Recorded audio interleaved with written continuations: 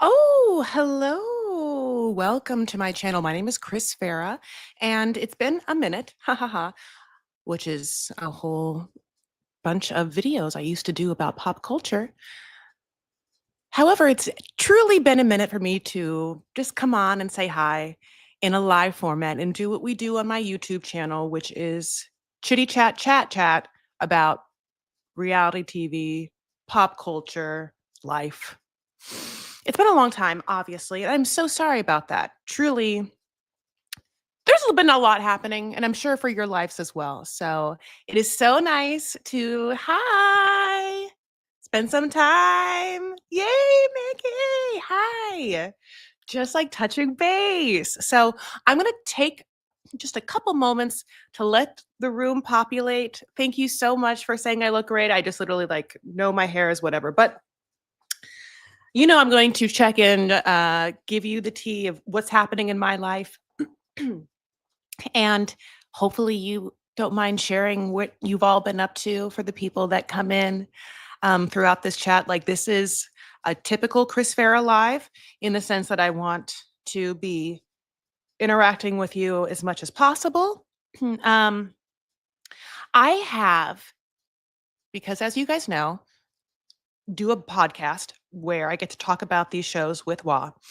I've been able to identify what I like doing on that show and what people want from that show. And then when I can deliver on this YouTube, which for sure is a lot more interaction, right? Obviously, a podcast, you can't talk back to me, and I can't talk back to you. However, I feel like I don't need to obviously go through every single moment of a full episode of something like you would in the podcast or, the stream of the podcast if you want that. But I love talking about like what I've been watching and like in a weekly format and then just like, bits and pieces and everything, right? Like that's always really, really fun. So I wrote down in the caption of this Traders, Love After Lockup, 90 Day Fiance, Last Resort. Those are the shows that I am watching currently. And there's other ones too, like Sister Wives could be up there and others. So going forward, I'll have those check ins of those types of shows and then other things, right? All of that. But also, like sometimes I watch really good scripted shows. For instance, I did watch The Penguin, which I loved. And there's other great scripted shows. So hi Shay. The new episodes aren't uploaded on Patreon. The new episodes of what? Oh, I know what you're talking about. Oh God, that's me. Oh no. Okay, the good news is I'm still populating this room right now. Yes, honey, she's still populating the room. So in that time, I will fix that, Shay. Okay, so now I'm going to have to talk at the same time so that I'm entertaining. I'll tell you that um it's a whole new year, have you heard? And there's been a bananas amount of things happening from the inauguration to the election to the fires to you know the ceasefire to like all of it, right? Like there's been so much that it's almost like, well, and by almost completely overwhelming, if not wildly. So I think that during that time, we all do what we have to do. But at the same time, I've been making small moves patiently to feel better about where I am and also kind of in a little bit of a fuck it idea. Like, if I was to be honest with you, and I mean this, and if it comes back to haunt me, whatever, I'm like philosophically not 100% sure that this world is like real. There's a possibility that we're all in a simulation, right? And I only say that because sometimes I think that it's so crazy what has happened. Like, how could it be real? And it does gives me like some amount of hope in that. And then I think this reminds me of the only time in which this kind of feels like this is like because I'm a lucid dreamer. There's been times in which I realized I'm dreaming like in the middle of a show, sorry, in the middle of a dream, and then been able to in real time correct that by making it a sex dream or getting myself out of the pickle I found myself in, all of the things, right? So, in alignment with that, it means that I have control, I guess, somewhat of this world, or more control than I would think, or, definitely someone does, if not me. So why not just kind of maybe pretend it's me? And if I do, then I'm just going to do what I want to do and not worry about how it comes off to other people or whatnot. I think I have a burn it all down mentality, but that's unfortunately bad choice of words of which has happened. But um, I just feel like like a rebirth, I guess is how to say it. So I don't know how to say other than that's what I've been feeling for me personally in my work. And so I've been able to sort of rededicate myself, which is comedy, performing. And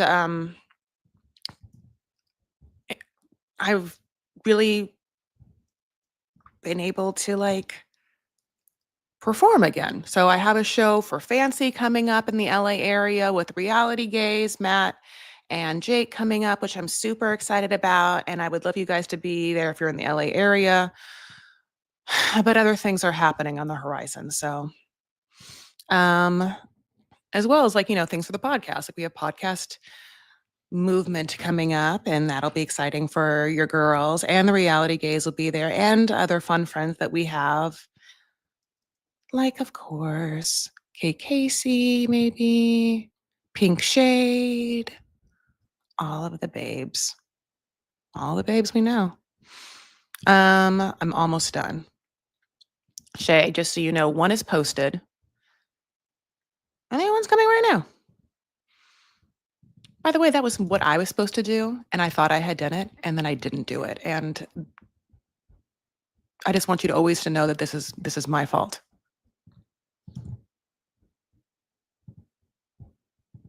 I'm almost done. And then, okay, so I'm obviously most excited to talk about traders right now, but just because I've been watching it like ad infinitum. And I think that the tell all I'm over for the 90 Day Fiance before the 90 days. And the last resort's just wild. So we're going to talk about it all, but I think traders for me is the most exciting. So, my God, those are posted though. Thank you. Shay, I have to give you like my phone number so that you can, because sometimes I mess it up and I feel like I need you to just be like, girl, it's not there. Okay. I'm so glad going back. I'm so glad. Yeah, we can talk about that too. I'm a lucid dreamer as well, but this is really happening. Like the Rosemary's Baby scene, this is really happening. I know. Oh, I have to say, I'm so grateful for you and Wah. I started listening to some other Identity podcasts like Shabuti and I like your podcast the most. Y'all keep it classy and intelligent. Oh, people in the class are so, thank you so much. That means a lot. I mean, we're obviously not perfect, and we get lots of hate all the time from people saying that we didn't get this right, or like we get the right names wrong, or like why there's so many great podcasts, right? If you don't like one, definitely there's other ones. Reality Gaze, KKC, which she does, not as many recaps but she does recaps, but as much as like in-depth interviews. Pink Shade, which does recaps and some interviews. Watch What Crappens, which does Bravo. There's so many great podcasts out there, and there's so many great podcasts with friends. I hope that with Wah and I feel like what we want to give is obviously authentic friendship, long like by two women who have different backgrounds, upbringings, like everything, different point of views, everything. um she has siblings, her parents are married, obviously. So um we also are not journalists, and so we're not trying to, and we also don't have any access to the network, so we're not trying to kiss ass in any way, and we don't want to be friends with anyone on the cast. And so we kind of just like the idea that we can keep this. Two friends have been watching the show. They're like your friends. Let's talk about it. They are messy, smart, individuals with flaws. And at this point, we're not getting paid so much money enough to like be able to devote all the time we would need and without any help of like researchers to do, I think that, a more perfect job. So it makes us really happy to hear anyone that like authentically connects. All right. 10 minutes in, I'll write this in. So let's get into it. 90 Day Fiance. So Last Resort has been very interesting. Now, we all know that Last Resort is fake. There's no qualms about it. Like they might have these issues to talk about, but there is not one authentic moment on the show in the way that you can like sort of assume that maybe those moments happen in 90 Day Fiancés, especially ones with brand new characters, brand new couples. But everything is so orchestrated on this. And the, again, inclusion of what feels like White Lotus music makes this kind of desolate, broken, secretive, mysterious, fucked up resort seem heavily scripted. I mean, Mike White scripted, like, but not, God bless, he would be so mad if he said that. But it's hard to get over certain things. Like, for instance, before Last Resort started, we were given the information through the streets that Gino and Jasmine were not even together. We're not together anymore. So to have them go through the entire show offshoot by offshoot, and then to have, I feel like Matt Sharp's going to do divorce court, 90 Day Fiance divorce court. It could be because it feels like you are just taking someone on the journey of the thing. Because they have like, happily ever after. But yeah, they could just go ahead and do 90 Day Fiance, a baby story, and just have whoever's pregnant at the time be following that, like Shakida. You know what I'm saying?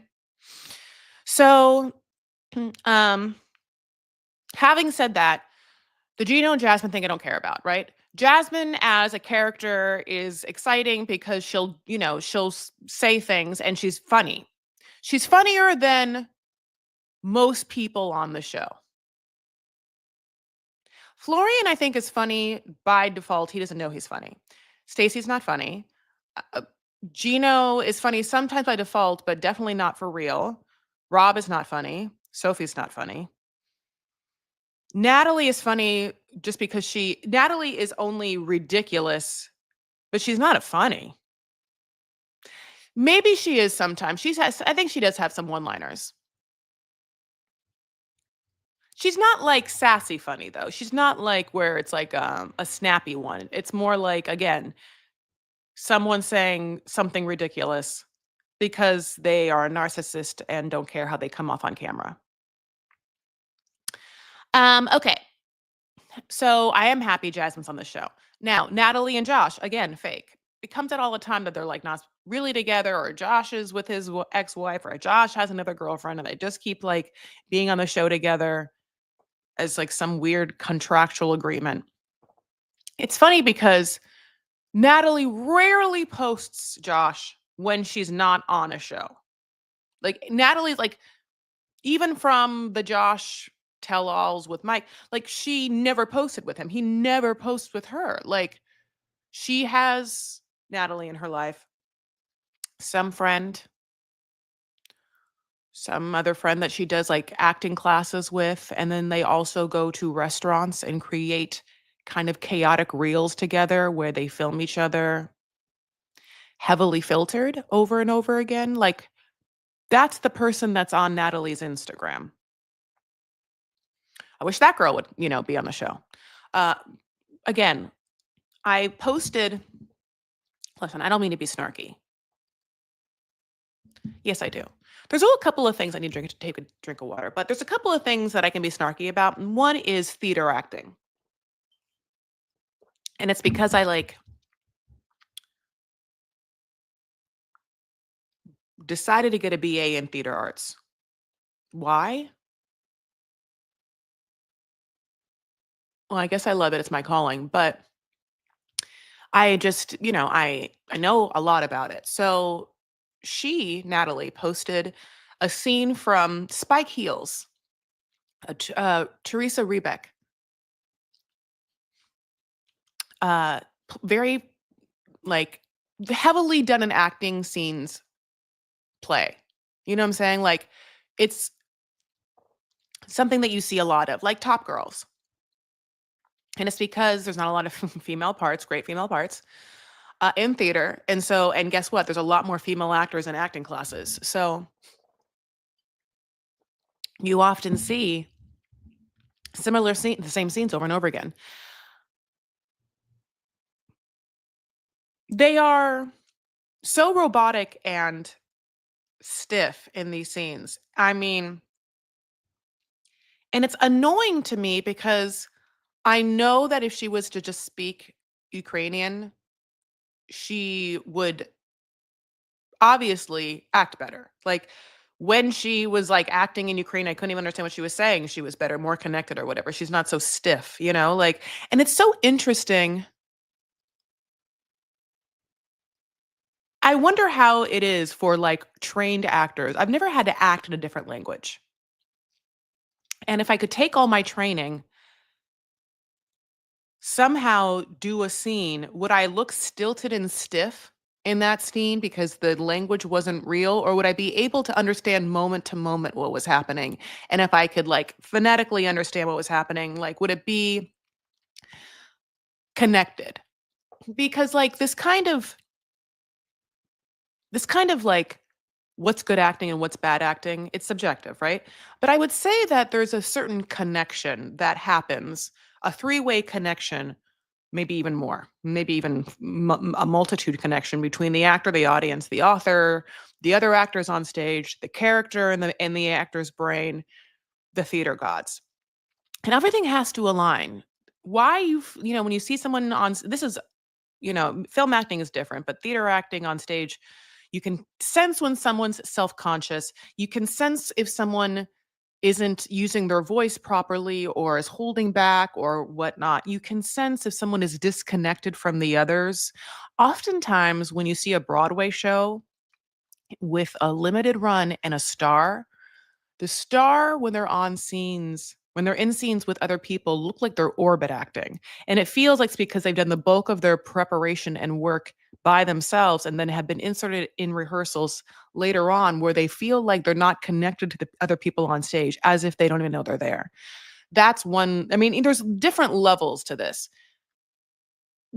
A stilted connection with the dialogue is like first and foremost what takes someone out. Like the audience feels like you don't know what's happening in this scene. You don't have moment to moment. I don't trust you moment to moment to feel like you are carrying the emotional weight of this character. That you are even present as this character. Anyway, so she doesn't have to be a great actress. Remember when she was a journalist? I think that she'd be a great journalist. And that's the God's honest truth. So with Josh, again, like he keeps going in and out of the resort. I don't understand why he has like, he clocks in, clocks out. I mean, that just seems so obvious to me. Brandon and Julia, I think at first I thought they were going to be boring.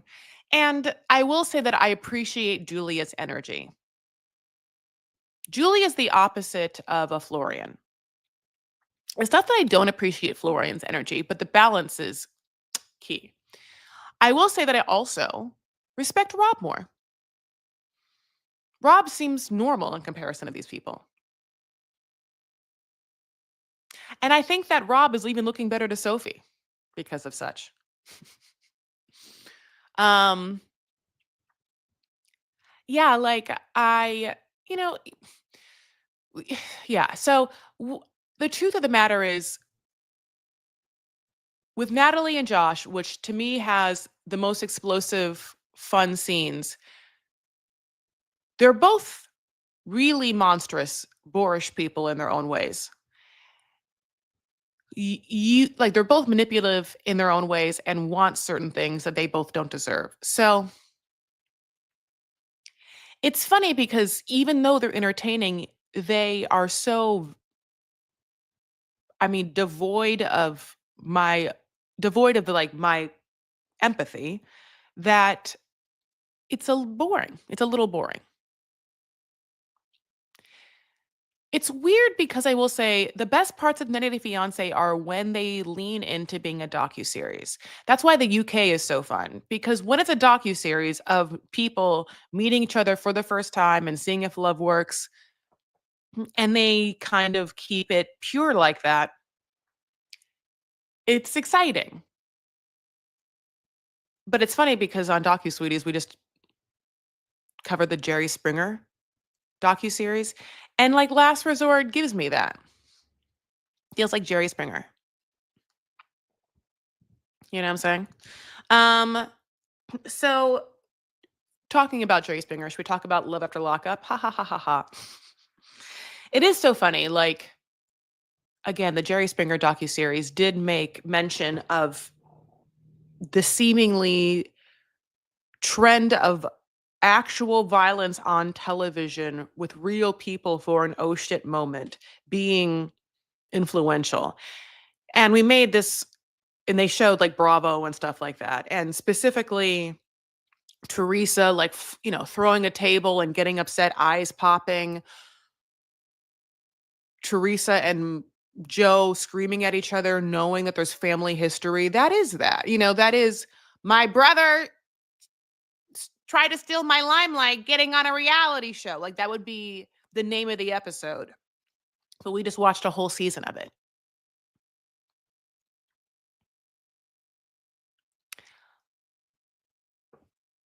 Yeah, there's what makes gripping television. Mm, And how do you draw the moral line of when gripping television is entertaining, if not valuable to society, if not informational, if not good, or gripping television that is bottom of the barrel, feeding to a sort of bestial, primal level of human civilization that wants blood or wants to look down on someone less than us, and therefore their turmoil, bloodshed, or family drama is of, like, really no care to us because they've either gotten themselves in this mess or they're so dumb or ignorant or hopeless that there's nothing we can do for them, right? Isn't there this kind of the thing of this? Like, it's funny because I would even say, like, going back to Teresa, Teresa would, I know Teresa in her mind probably is like, I'm a very rich looking, and I've always wanted to look rich with all the mansions and the marble Italian housewife. If not, I feel like Teresa has wanted to, and whether she thinks she is or not, has considered herself aspirational. I don't know when she started thinking about that, if she thought about that in season 1, I'm assuming. But the funny thing is, that's not, right? Like none of that is. Like, none of us wanna be fighting with our family or, like, over baptisms or have our parents hate, the fact that us and our only sibling hate each other, all of that.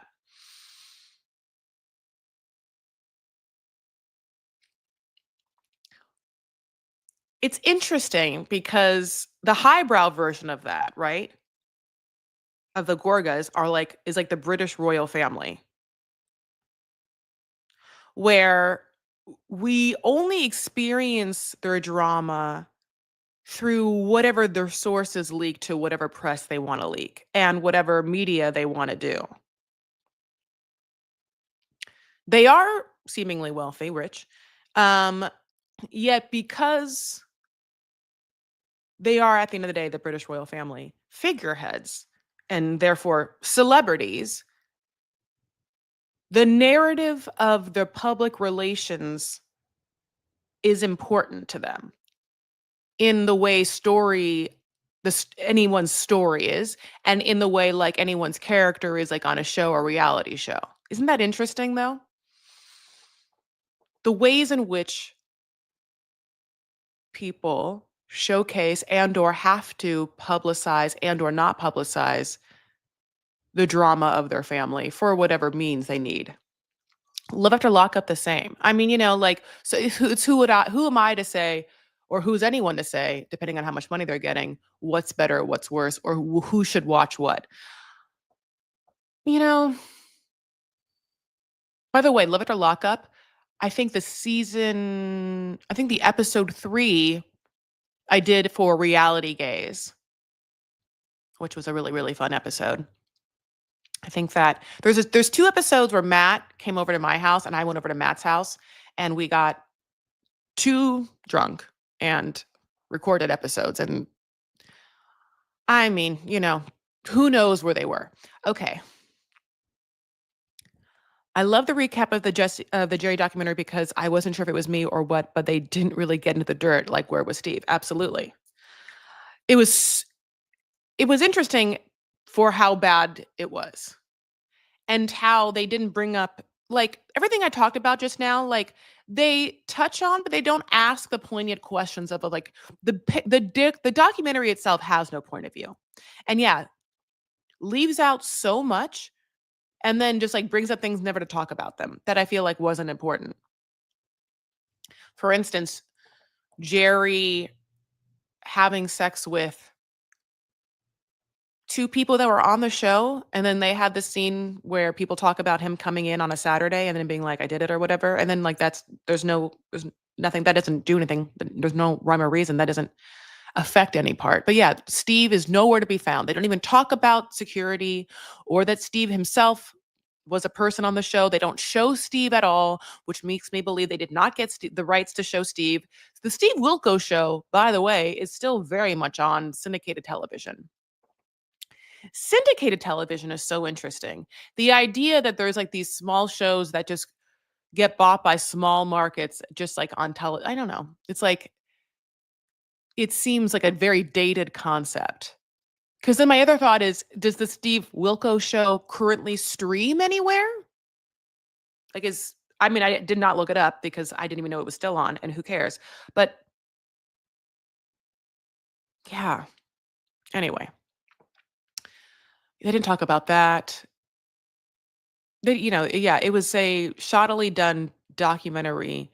I think, to not upset anyone, I don't know where the main, we called him Dick Dom, the main Richard Dominic or whatever his name was, executive producer who kind of ran the show, what happened to him afterward.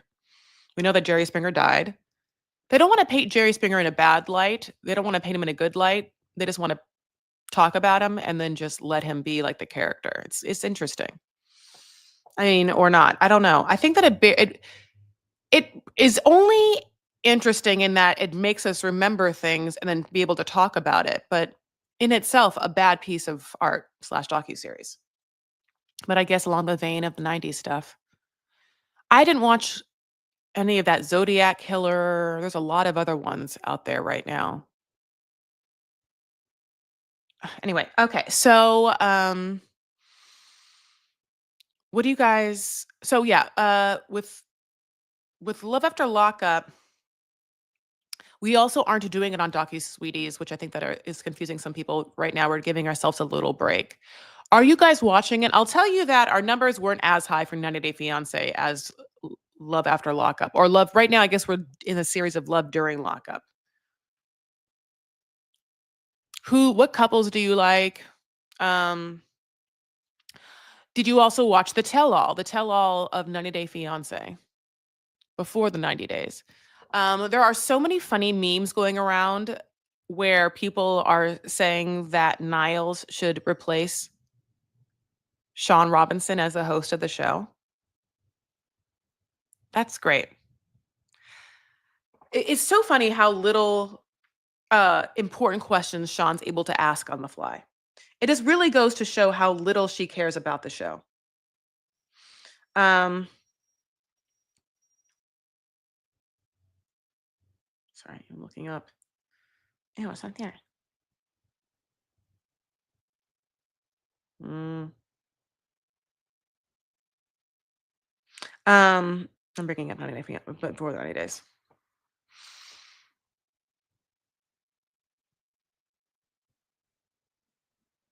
Yeah. So obviously, with the tell-alls, we're getting Niles trying his best to keep his cool. under the pressure of his autism and people coming for him. And then also, what feels like is a difficult time getting over, and I understand this, injustice. And that is a big thing. It's hard for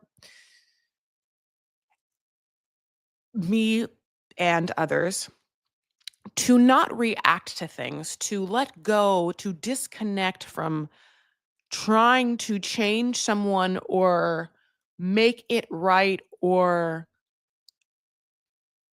control the reality of the situation so that it fits into how I want to see the world.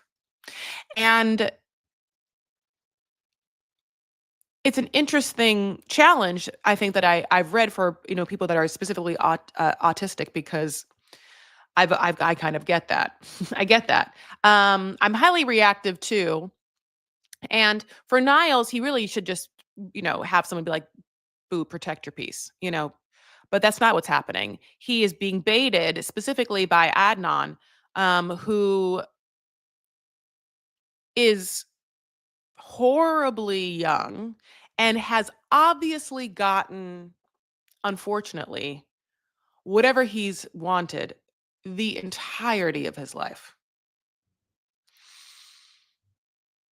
Like, from his mom babying him and his brothers, and that because he's, like, attractive, and because of, like, the culture he comes from and the religion he comes from. It's all leading up to someone who, because he's really young and quote unquote attractive and in quote unquote has is a model and maybe has more money than others, he's impossibly, insufferably egotistical. So in certain moments, it's like he in his mind is rational, and in other moments he's just so young, dumb, and full of whatever come that he like doesn't see past the end of his nose. Brian, we hate. We know we hate Brian, and Brian wants to also be the villain of the tell-all by like taking almost every American side, also scheming, saying that the foreigners are scheming for green cards or gold digging or money. It's funny though, except for Magda, because I think he likes Magda, and he also wants to be friends with the dudes. Like he wants, to be friends with Lauren and stuff like that. Adnan hates everyone that isn't, him, and who doesn't abide by what he thinks is like the godly way. It's obvious, listen, with every religion, there's obviously the extremists that are like, if it's not this one thing, you're going to hell. So I don't know what to tell you. I can be nice to your face, but let's just be honest. At the end of the day, you're going to hell. I'm not. So what can I do for you? It's the same kind of thing, I guess, of like,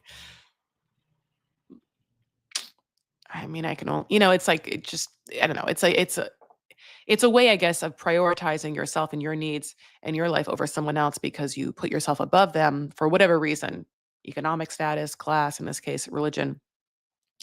It's obvious that there is in Adnan's mind, the only way, and there is the people that follow the only way, and then the people that are, not the harams, the harams and the haram nots. Ha ha ha. So Brian is a haram to Adnan, like 100%. So is Vanya. But Brian's a haram for the fact that Brian was a drug dealer and like blah blah blue. And so Brian trying to give Adnan advice is not going to be heard.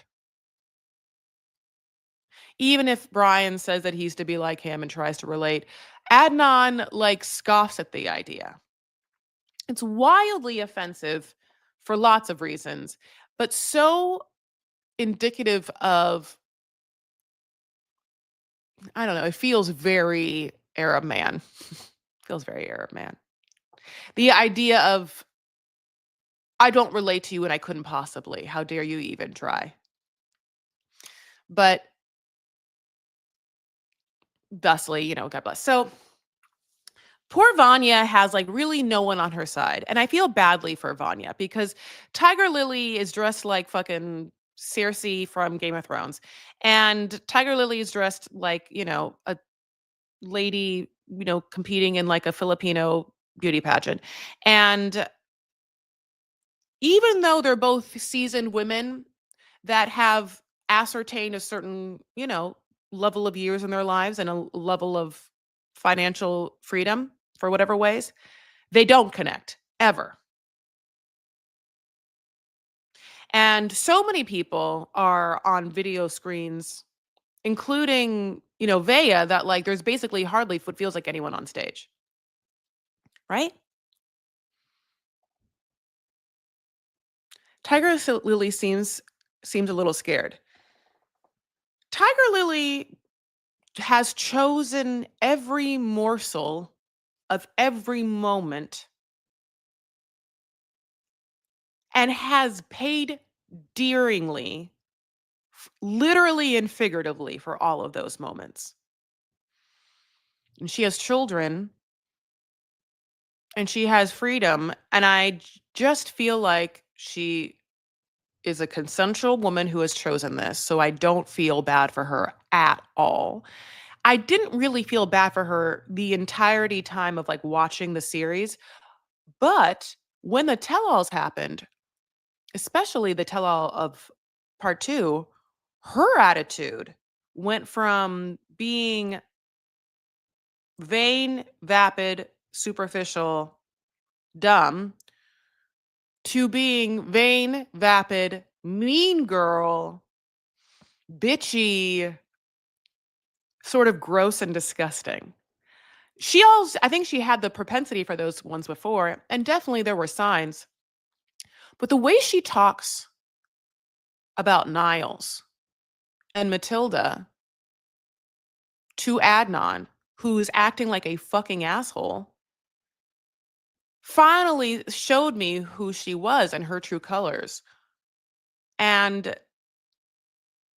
I mean, I don't have to tell you, it makes me makes me want to see her suffer, like we want to see Regina George suffer. Like how great it was to see Regina George, you know, have her comeuppance.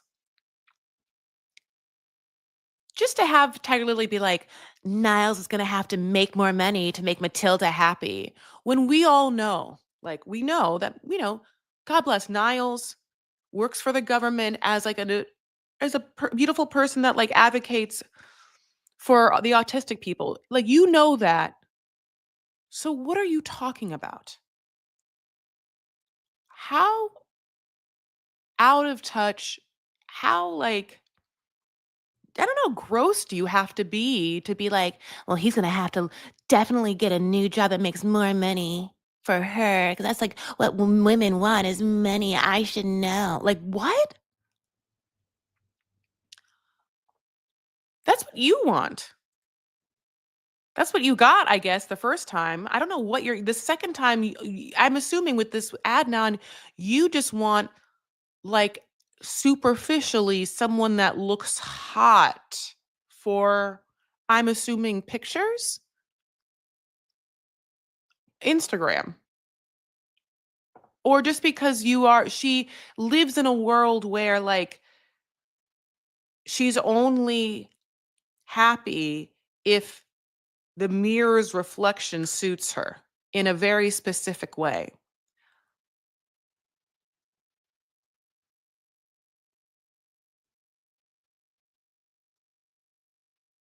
And I just hate to say it because I feel like this is where I sound like a broken record and where I think I am a little insufferable. But bitch is not rich. Okay? There's no way that she is as rich as she wishes she was. And there are lots of reasons for me to say this. But one, and I mean this, is the red herring. She wants to pretend that she's so rich that she always flies first class and she always has the ability to fly out her friends, not first class, to make her look good and like do her hair. By the way, she's one of those like Chantel or Sonia people where all her friends are the people that work for her employees that make her look pretty. So like a lash tech, whatever, like God bless. We've never seen a home of hers, but all the living spaces that we've seen of hers when she's not traveling have been full of boxes and trash, mattresses on the floor, like things that no rich person would could live in. How many say this? Yes, okay, a rich, of course, just like trust fund baby who like has had no decorum or discipline in life can of course live like a slob, right? There are rich people that live like a slob. But she fancies herself a fancy ass rich woman. So like fancy ass rich women don't sleep on mattresses on the ground like that. Fancy rich ass women who have designer things, and we've seen her try to say that she's traveling with every bag possible. They have sales associates at places like Chanel, Hermes, Louis Vuitton. And I also feel like you're not going to buy knockoffs on camera. But she did all of that and more. She's not rich. So for her to like harp on money is disgusting and also indicative of how poor she is and how rich wanting she wants to be. And I just, yeah, it's like she is so superficial that it's like it gives me the heebie jeebies. It makes me feel like I feel bad for her kids. It makes me feel like her whole backstory of having been in a abusive, emotionally abusive, controlling relationship before and how she got out of that is wrong. Because it doesn't make any sense how you would be like, and so now I'm in another same one. Like it doesn't like there's no she keeps saying where she's been as if where she is now is some glory journey when it's not, right? Like it's I don't get any of it. So if you want Tiger Lily's life. And her voice, obviously. Like there's like her voice is Tiger Lily is like a she is like a Lida to me, but Lauren is also kind of like a Lida. There's like I think that there was people this season that were like, there's not enough good villains. Because there's villains on the show that wants to still be looked at with some grace, like Ed and the sex tourist that like fucked, Pedro's mom that got the weird facelift. You know what I'm talking about? I know, I can't remember that man's name. Like, he still wanted people to like him, even though he is a villain. So, I feel bad for Vanya because literally she just every dude that she tried to have on the series, like, doesn't give anything besides like archaic 90 movie references if you're Bojo, or Boss or Josco. Um, Josco gives a very valid reason why he doesn't want to be with her. The funny thing is he gives it in such a monotone soda way that it's still not like it's like he gave the reason with such limited emotional delivery that it just feels well like almost like AI. Ingrid barely talks, barely says anything. And I mean she obviously doesn't speak the language perfectly, but I wish that there were moments that Sean or production could literally just throw her way of being like, "Hey," like, find parallel themes to be like, "Hey, Ingrid, that reminds us of when you did this," and then, like, let her say something. Now you could say, "Chris, they did," and they cut those pieces out. And then I would say, "Okay, but production should know that it's like, we don't see this girl a lot." And so you can have her just, like, give us a couple of ad-libbed, like, additional agreement and/or disagreement lines for people and other people's stories.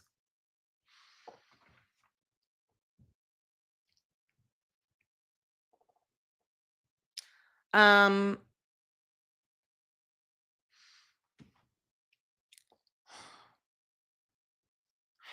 it's upsetting to find out that Lauren and Faith get back together and now they're like not together or they're still figuring it out or whatever. And at least when they were filming this. And I feel like it would be lovely for production to right the wrong that they did by, like, filming Faith's and Lauren's, like, tumultuous relationship, and I think that Faith should be on Single Life. I don't think that anyone in this God's green earth that's been on this show deserves it more. I think that she should be on Single Life, and I think that producers should do everything possible to find some endearing, genuine matches for her. Because hearing Faith cry that there are no other better options for her and that she can't get over the fact that this one man loved her and accepted her because of how hard it is for her to hope that someone else will is heartbreaking. And there's not a lot of heartbreaking moments of this show. Again, I tell you, I can't care I can't care less about Natalie or Josh from Last Resort. I can't care less about Tiger Lily and Adnan. Only in that if her I will say the thing about Tiger Lily, which is great, is like we've now seen like a full journey of her becoming more and more Muslim. And so if this is her, like I feel like that's why she's choosing it. And so if she's just gonna become more and more Muslim, that's fine, I'll watch it, like, it's funny, though, it's like the antithesis of what happened to Omar and Avery, which was that we saw a woman become more and more Muslim, and we loved it for her. In this one, we don't love it for her, we don't hate it for her, Tiger Lily being this one, we're just kind of like, "Well, who's lying? Like, who are you lying to, yourself or to us?" That's the ultimate Tiger Lily question. Because we don't know. And we don't care so much, but we want to know a little bit. Okay, so yeah, with Faith, she deserves money to be spent to make her happy by production and and that means some counseling and some love therapy and counseling for her to open up her heart and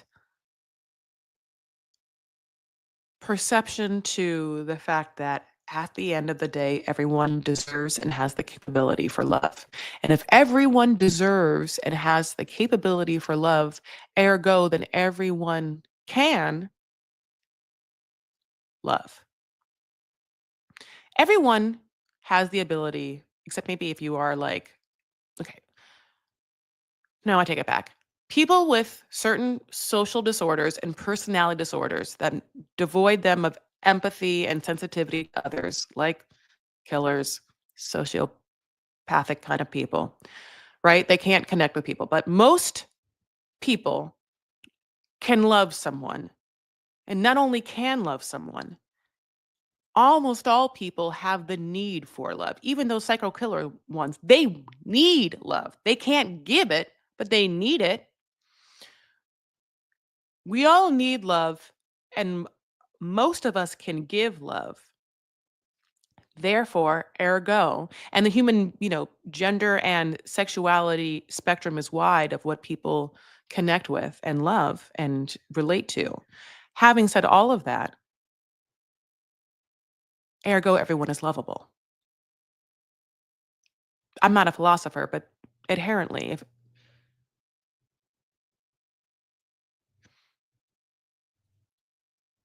we have a lot more in common than we assume and suspect. And what it takes to fall in love with someone is subjective. And it can happen in a fleeting moment. It can happen for like an eternity, and you can keep falling in love with someone, I guess, I assume. It's impossible to think that someone is completely unlovable. And so for Faith, and for everyone, I really want us to be able to like step into this kind of idea and for us to watch this person's specific journey. I want to watch her be open and for love to find her. And, you know, hi. Yeah. Admiration, not love. I know what you're saying, but what is love? What is love? Um, it feels like it's a moment of connection between two energies that, stays and or is for a period of time, and that period of time is relative. I think about what it's so funny because the word admiration is such an interesting word. Like, because I'm a single person and I've kind of like, I keep trying to crystallize what I'm looking for in someone. I've thought about this a lot and I really would love to admire someone. It's been a like, and I think that there is something to admiring someone. And it means like, oh, I'm either I'm impressed by the way that you've chosen to live your life. I'm impressed by your choices, by your conduct, by your behavior. Not all of them, but some of them are inspiring or impressive to me in some way. I admire them. There's a part of you and your soul that I think this person's aligned with what they want to do and what they are doing in a way that I know is indicative of a certain spirit, soul, and ambition of this person. And it's exciting, right? When you have those moments of admiration for someone. I think that in the culture of finding love and swiping, that moment of admiration is lost. Like you almost can't have it. Like what like even let's just say you found of profile of someone who's like perfect looking or whatnot. I would be like, oh, it's AI. But do you need to be admired to feel love? But do I need to be admired to feel love? How? Yeah, I think, yeah, like, yes. Because I don't understand how someone would love me and not admire me. Okay, let me say this. Let's just say in a situation of a parent and a child. Now, of course, a parent can love their child and not admire the choices they've made, not admire where they are, like their how they live their life. It's kind of like there's like those moments, right? I don't want to be loved that way. I would rather someone admire me. I'm not saying I think that I want someone to think I'm perfect, but I would like someone to be like, "Oh," just because maybe I'm a seasoned woman, I've ascertained a certain level of like, ages, but I would like someone to be like, "Oh, there's certain things that Chris Farah does that I admire. The way she moves in this world, the way she talks to people, the way that she interacts, the way that her mind works, the way that she tries to align her specific priorities in her life that like make her feel like who she is, like her self identity with what she's doing, the things that make us admire. Yeah, the answer is yes. I have to run to the gym, so I'll catch a replay tonight. I love these check ins. Stay warm and stay everyone. Oh, Jessie J. Good job going to the gym. Oh, thank you so much, though. Okay, so does Magda admire Joey? I think Magda admires Joey on paper, and I don't think that I don't see how Joey is admirable.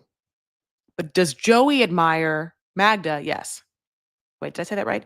Magda, I think, admires Joey on paper. Joey admires Magda in real life. I think that Joey looks at Magda and is like, oh, this is a hot girl who stays in shape. I admire that because those things are important to me.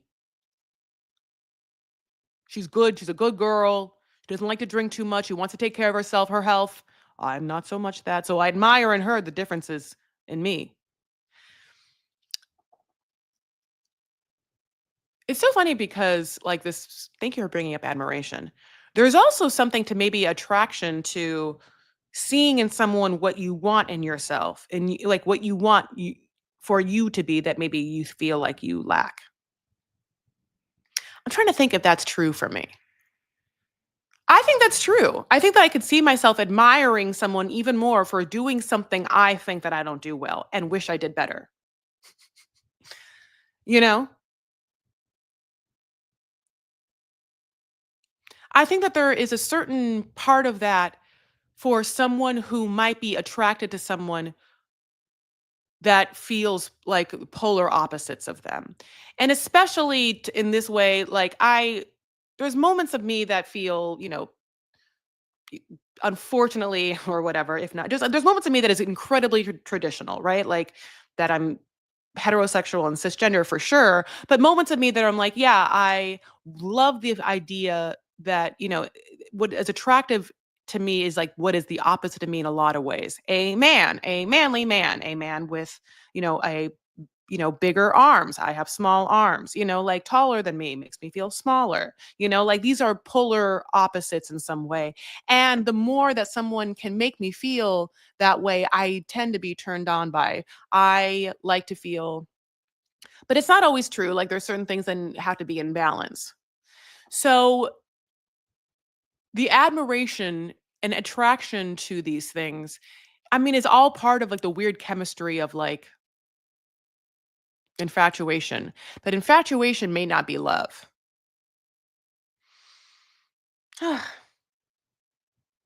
Just like admiration is not love. Okay, so it's interesting. One part of Lauren that's interesting is the fact that Esther, his friend, has stayed by his side no matter how bad he's looked. And just as like, that's Lauren. Um, I think one of the biggest travesties, and we talked about this in the Docu Sweeties podcast of the tell all, is that they don't talk to Joey's friend, Kim. Kim? Jill. Jill? The one that he dated before that Magda got so mad about. Then Magda's dropped that she came to America, stayed with Joey, and whether she met that person or not, we'll never know. By the way, that person had already been on the show, so why that person isn't phoned in, who knows? I mean, they did this tell all for like the budget of like 2 cents. Um so I don't know, infatuation is fun. It is the chemical moments when you have a crush on someone are A, very fun. B, like, it almost feels like having a fever. Like, I don't have a fever that much, but the moments in which I've had a fever are, like I remember what it feels like. Oh, I feel out of it. Like, like my vision gets a certain way and stuff like that. Like, I taste something in my mouth and I don't remember what it's like until I actually am in the middle of it. You can only kind of like have fleeting thoughts about the idea. And the same thing is like with when you're like in the throes of a crush where your like hormones are charging. Where when you're like, "Oh, I remember what it's like when you're like checking your phone or you want someone to text you or you can't wait to see someone or you like put on, your best for that person or you're the flirty banter and like, the moments of like frenetic energy and like being, excited, like all of those. But then when it's actually happening, you physically remember the sensations. And it's so funny, like a fever. Um, all right, my loves, it's getting on an hour. So I'm going to start to wrap up and start to say my goodbyes with you. It's been obviously very fun touching base. I can tell you, I want to start having regular YouTube time again, weekly. I know that this Tuesday at 2 time is what I was doing before, but I'm jumping into a new program where I unfortunately might not have this time available. So I'm going to have to either schedule it week by week or pick a new time or pick 2 times and then go in between. Because I like Tuesdays and I like Mondays. I'm sorry, I like Monday nights. I like the idea of Monday nights because usually people don't have a lot to do, and I like to schedule Mondays to be clean so I can, like, do things for the week, and Monday nights can be kinda weird, and so having some time to check in feels really great. But Tuesdays are great because then we can talk about all the television that's happened Sunday and Monday night. You know? Um, so anyway, thoughts, my loves, thoughts, and, hopefully I'll crystallize them and come back to you with, better thoughts, if not plans. Thoughts become plans. So, on the horizon, thank you so much for, of course, being here with me. I like really, hi, babe. I really missed you, missed you, missed you, missed you. And there's been so much happening, and the entire world seems very loud, and that can be overwhelming. So I hope for you that I can give you one moment of like what this specific space gives to me, which is wildly a moment of calm or clarity or quietness to just be in a space and talk about little things easily that perhaps do touch upon bigger things, but in like a less pressury style way, you know. I know again, yeah, that this isn't like a very clean video and these lives aren't, and I don't look perfect and these aren't edited. But I think that there is space for this, especially when people and computers and machines are filtering and putting out so much content. You know, it's like sometimes I'm like, maybe like if I had better lighting for sure, like what feels like if we were just spending time together, like in a space. There's parts of these YouTube lives that I realize feels like the most theatery thing besides theater, you know? Just because like I literally can like interact with you in this time. And because of that, I think there's space for all of it. Like when someone will like, I'll put on makeup and we'll have like a fun time and a theatrical time. But because also there's like the need for human connection in this way, I don't mind being literally naked just to remind ourselves like this is what a human face looks like at my age, you know, like all those things, you know. And I'm saying this now, and if I get plastic surgery later, don't come for me. Okay. DocuSweeties exists, and don't worry, I'm on it. Thank you so much, Shay. The Patreon has the visuals before anyone else, usually. But the YouTube is popping, and we're going to start having the podcasts on there as well. Maybe not all the visuals, but definitely the RSS feeds, but also on Spotify and Apple, wherever you listen to podcasts. And we're at DocuSweeties on all the social medias. And we have a Facebook group, the DocuSweeties Podcast Facebook group. Me, I'm Chris L. Farah. You know me. Vanity Farah is where I post in my Facebook group when I'm going to go live. But Facebook is not, everyone's cup of tea. So I do have the community board here on YouTube. When I'll go live, I post the live. Of course, make sure you have subscribed, like this video, give it a thumbs it up. To everyone who's been here for the years that I've been doing this, thank you so much. I really appreciate it. I really, really, I really feel grateful that you have chosen to share, your energy and time with me. So let's take a little breath together, blow everything out, breathe it in, breathe it out.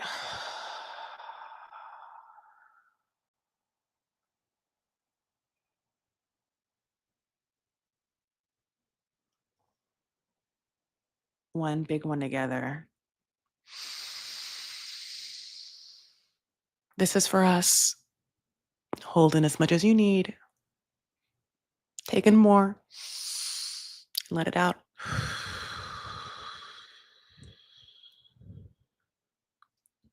Create mindful moments to center yourself and ground yourself so you are not like Niles. You are not like Niles giving your energy away to people who do not deserve it. If this is a real world and everything is real like we think, God bless. If not, and I'm right, and it's like maybe a simulation, I will say this.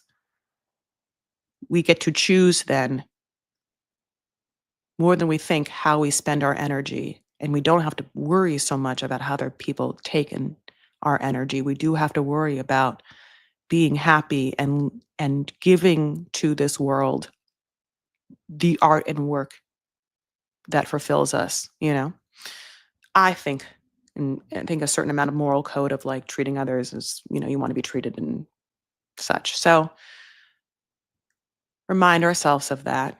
And I'm reminding myself. Take care of yourselves and one another. Stand up for what you believe and make art. All right, my babes? I'll talk to you later. Bye.